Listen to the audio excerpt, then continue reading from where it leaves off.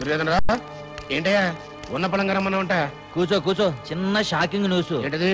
కేంద్ర ప్రభుత్వం వాళ్ళు పొలానికి సీలింగ్ యాక్ట్ పెడుతున్నారంట. ముగుడు పెళ్ళాలకు కలిపి 18 ఎకరాల కన్నా ఎక్కువ ఉండకూడదంట. అమ్మో, అయితే నా 30 ఎకరాల్లో 12 ఎకరాలు పోయినట్టనా?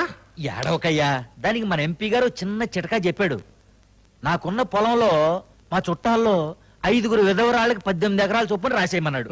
మిగిలిన 90 ఎకరాలు చెరువుతో ఇచ్చేయమన్నాడు. మరి నేను నువ్వేం చేస్తావంటే నీ మిగిలిన పొలం నీ తమ్ముడికి చెల్లెలకి అమ్మేసేయి. సలహా బాగానే ఉందయ్యా, కానీ ఉన్న పళంగా అంత డబ్బు మేము ఎక్కడి నుంచి తేము అని వాళ్ళు అడిగితేను. నా దగ్గర అప్పు తీసుకోమనవయ్యా, వాళ్ళ దగ్గర నేను వసూలు చేసుకుంటాగా. ఇదేమిట్రా అన్నయ్య, ఉన్న పళంగా 30 ఎకరాలు అమ్మేసి ఊరు వదిలి వెళ్ళిపోతానంటున్నావు? ఏం చేయమంటావు చెల్లమ్మా, నాకు వ్యవసాయం కలిసి రావట్లా, అందుకని. అట్టెందుకు? రాజకీయాల మీద మోస్తూ పట్నం వెళ్తున్నానని చెప్పొచ్చుగా. అట్టాగే అనుకోండి. నువ్వు గాని అమ్మా, ఇదిగో.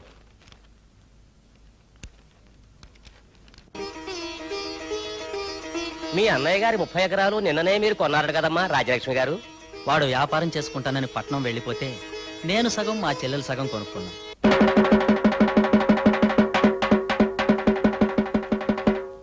ఇందు మూలంగా 50 మంది ప్రజానీకానికి తెలియజేయమనగా కేంద్ర ప్రభుత్వం భూ పరిమితి చట్టం తెచ్చింది. దీని ప్రకారం భార్యాభర్తలిద్దరికీ కలిపి 18 ఎకరాల మాగాని గాని 36 ఎకరాల మెట్ట గాని ఉండొచ్చు. మిగతా భూమిని ప్రభుత్వానికి అప్పగించవలసిందిగా 50 మందికి తెలియజేయడం ఏందో. ఎంత మోసం! జగన్ గాడి సంగతి తెలిసే నిన్న మనకు అమ్మేశాడన్నమాట. సొంత చెల్లి తమ్ముడు అని ఆలోచించకుండా ఎంత అన్యాయం చేశాడు. అంటే మీరు కొన్న 30 ఎకరాల మాగాడితో పాటు మీకున్న ఆ పొలం కూడా ప్రభుత్వం తీసేసుకుంటుందన్నమాట.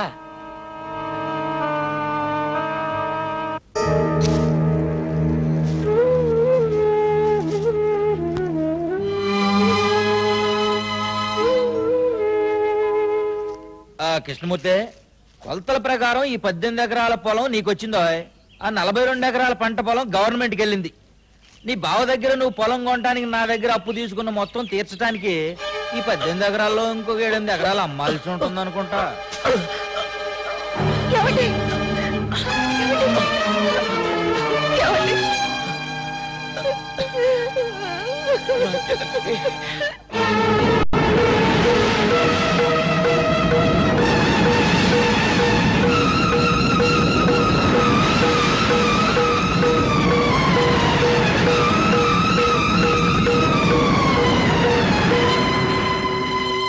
నీకు ఆడతనం అడ్డొస్తుందేమో, నాకు అలాంటిదేమీ లేదు.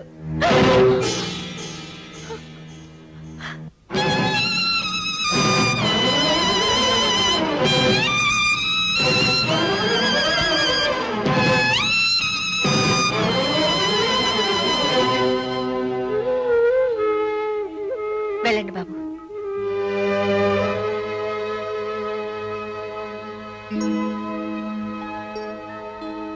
బడికి వెళ్ళలేదేరా?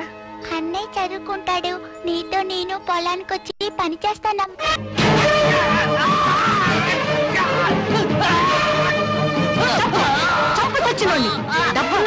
అందరికీ కన్నుకుంటే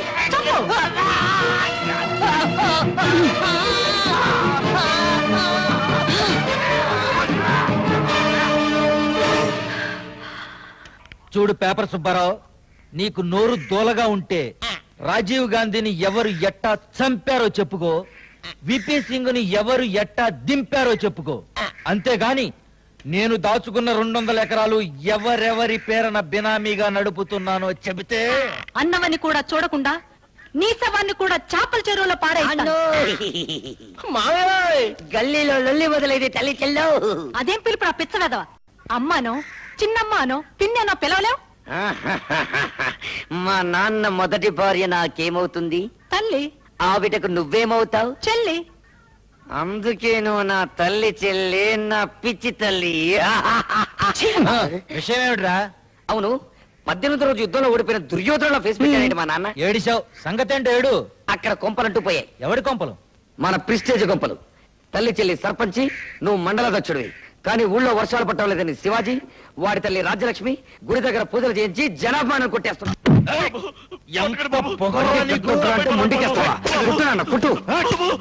నా పెళ్ళం మాటకే ఎదురు చెబుతావురా నా యాల దొరను పట్టుకుని? దొర ఎవడికి దొర?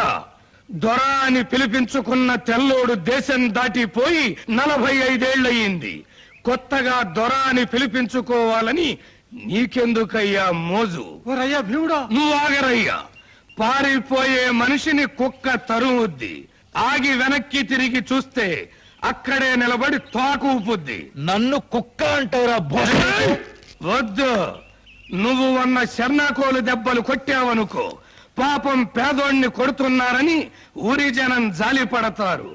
అదే నేను తిరిగి ఒక్కటిచ్చాననుకో, నీ బతుకు ఆల్ ఇండియా రేడియో అయిపోద్ది. రారా దానియేనా? నా కొడక, 25 ఏళ్ళుగా మీ దగ్గర పాలేరుగా బతుకుతున్న నా ముఖం చూసాండి, వదిలేండి దొరా. అన్ని మాట్లాడుతుంటే ఎలా మన్నించమంటావరా? తిరిగి ఎర్రి మాటలు మాట్లాడుతున్నాడమ్మా. నేను బుద్ధి చెప్పుకుంటానమ్మా. ఈ పాలికాన్ని వదిలేండి దొరా. లేడు. ఇదేనా జాకెట్ కుట్టడం? అయ్యో, వీళ్ళు పట్టడం లేదు.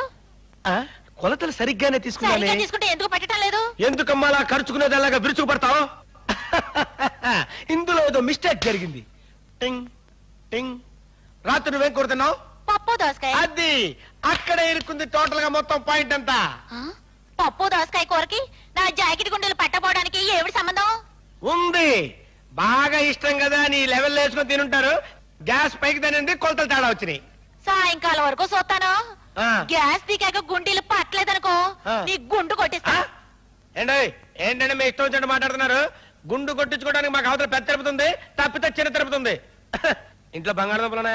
ఉన్నాయి. అయ్యంటే మీకు ఇష్టమేనా? బాగా ఇష్టం. ఆహా, బాగా ఇష్టం కదా ఇంత బంగాళదుంప కూడా తిన్నారనుకోండి, డబల్ గ్యాస్ పెరిగిపోతే పై గుండెలు పట్టుపడి పగిలిపోతాయి. వెళ్ళండి. రే చూస్తామేంట్రా, సెకండ్ క్యాండిడేట్ బిలు.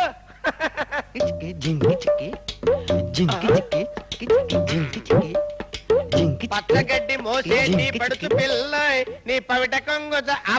ఆపో, నీ మోపు సంగతి నేను చూసుకుంటాను కదా.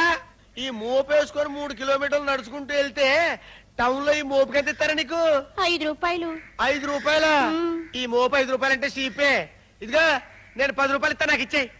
గడ్డి మీరేం చేసుకుంటారు? తింటారా? పక్కేసుకొని పడుకుంటాను. నీకెందుకో ఇసుకలే. సరే. అదా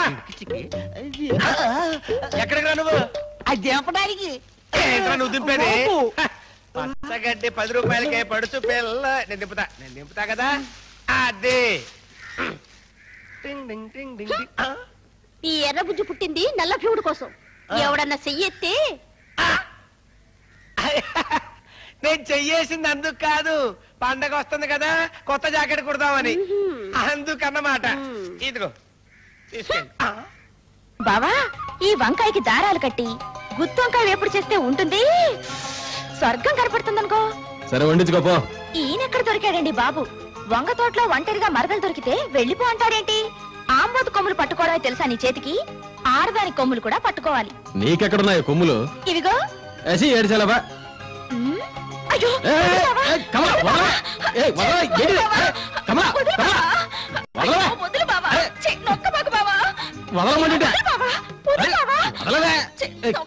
అయ్యో నా కొడుకు నేను చేస్తున్నావే? నేనేం చేయట్లేదు అత్తయ్య.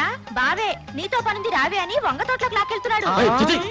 అమ్మా నమ్మకు, ఇదే వంకాయలు దొంగతనానికి వచ్చింది. అయ్యో లేదత్తయ్య, బావే నన్ను గట్టిగా మళ్ళీ ఉసే అమ్మ పుట్టిల్లు మేనమావకేరు కానీ నీ సంగతి నాకు తెలీదు. ఇదిగో అన్నయ్య, రా రా రా.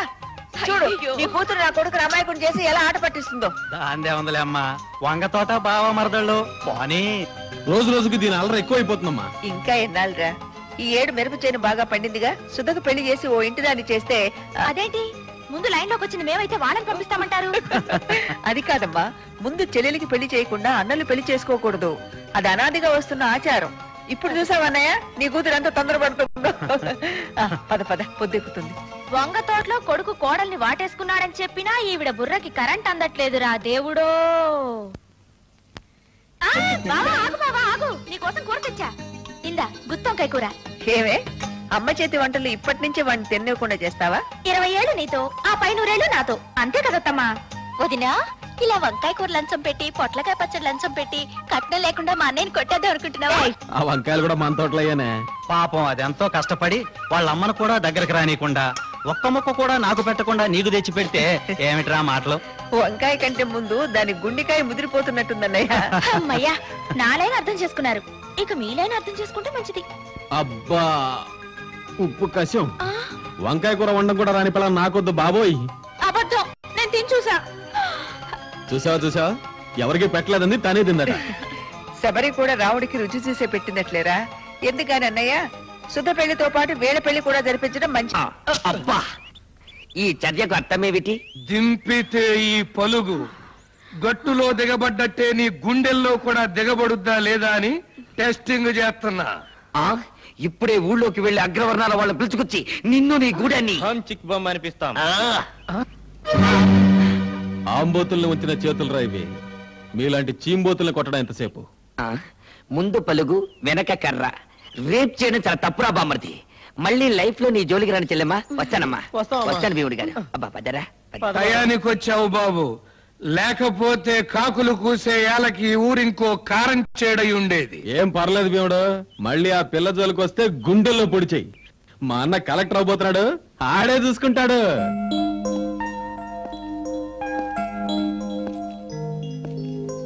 హాయ్ బావా. హలో. రారా, మంచి టైంకి వచ్చావు. టిఫిన్ చేద్దాం. అంటాలు టిఫిన్ రెడీ చేయి. అవునమ్మా, సంపాదించడానికి కొందరు పుడతారు, ఆ తినటానికి ఇంకొందరు పుడతారు. ఏంటి బాబు అట్టా చూస్తున్నావు? 20 ఏళ్ళగా వీళ్ళ అమ్మగారు పోయిన దగ్గర నుంచి ఇంటిని వీళ్ళ నాన్నగారిని కనిపెట్టుకుని ఉంటున్నాను. అర్థమైందిలే బాబు. ఏమిటి ఈ పిగరేలా మాట్లాడుతుందనా? అబ్బో, అప్పట్లో ఈ పిగరే వేరు. వంట మనిషిగా వచ్చి ఇంటి మనిషినైందాన్ని.